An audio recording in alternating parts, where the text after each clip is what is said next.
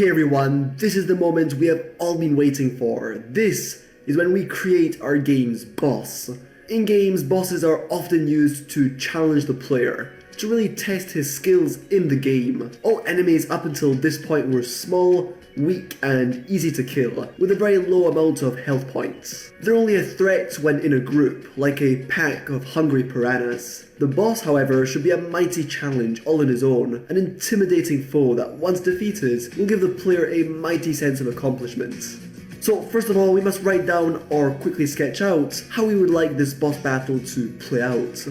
I want this boss to come crashing into the game world, as if he's fallen from the sky, to give the player a real shock. Then he'll start slowly moving toward the player, and each time the player deals the boss some damage, the boss will randomly summon one of the 3 enemies we made in section 2. This simple mechanic will make for a pretty challenging boss fight, since the player will have to deal both with this gigantic moving boss and all his minions. And lastly, to shake things up, when the boss reaches half of his initial health, he'll move faster, making the encounter even more difficult.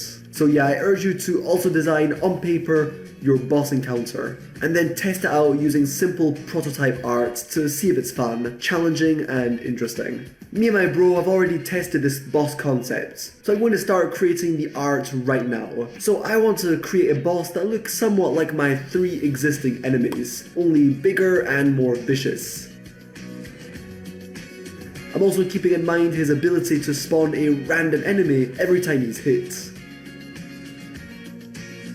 And I'll try to communicate that ability via his visual design. Perhaps he's not a he, but a she, a monstrous mother carrying vicious children in her stomach that fall out to defend her whenever she is hit. Or maybe this boss is a devilish wizard that spawns these minions whenever he is hit to defend himself. Or perhaps it's an abomination, dozens of creatures all stitched together, one body from the bloated monster falling to attack the hero every time a fireball hits home. As you can see, there's loads of little backstories you can create with the visuals and mechanics. With the boss character, this is really your chance to make something epic and intimidating. Something that will mark the player and make him whoop with joy when he finally beats him. Alright, so I've gone ahead with my initial monster mother idea, carrying vicious little babies in her stomach. I'll now begin the painting process, following the usual steps to make animation in Unity possible. The key part being to paint each body part I wish to animate independently on a separate layer. As you can see, I'm also making this boss character stand out from the average,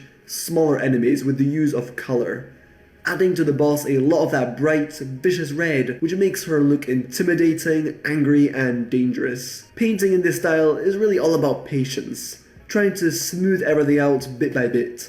Remember, you start with 2 colours, and then you grab the colour between those 2 initial colours, and you use that to start smoothing everything out, to blend those 2 shades together, and then you repeat that process, grabbing the color between these 2 colors, for example, and so on.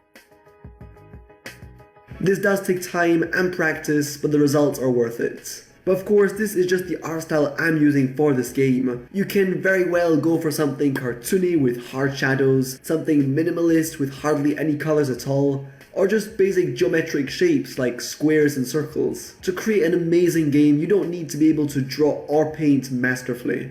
Many amazing creations like Minecraft, Undertale, Thomas Was Alone or Geometry Dash have simple art styles, but those worlds are still very appealing to the eye. It's really the imagination of the creators that stands out, more so than their technical skills. Of course, technical drawing and painting skills will definitely help you in making stunning, interesting worlds. Some of the best ways you can improve those skills are by, of course, repeatedly drawing every single day, whether on paper or digitally using a drawing tablet.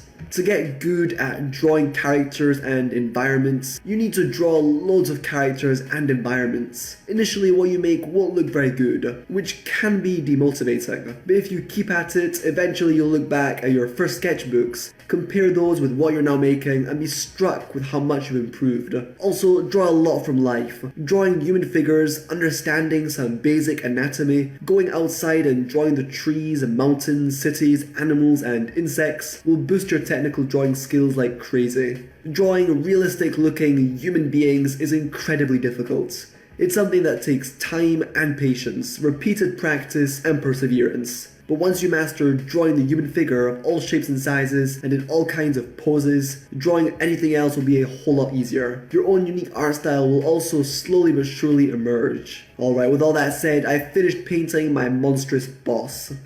I'll now spread out all her different body parts on a new Photoshop file, disable the background layer and export her as a PNG inside of Unity. Awesome, and that will mark the end of this part 1 in bringing to life our games boss. I really hope you're also making some good progress on your own boss creation. Make sure to share what you're doing on the course's Discord server so me, Liam, and other students of this course can get inspired and give you feedback. With that said, I'll see you very soon for part 2.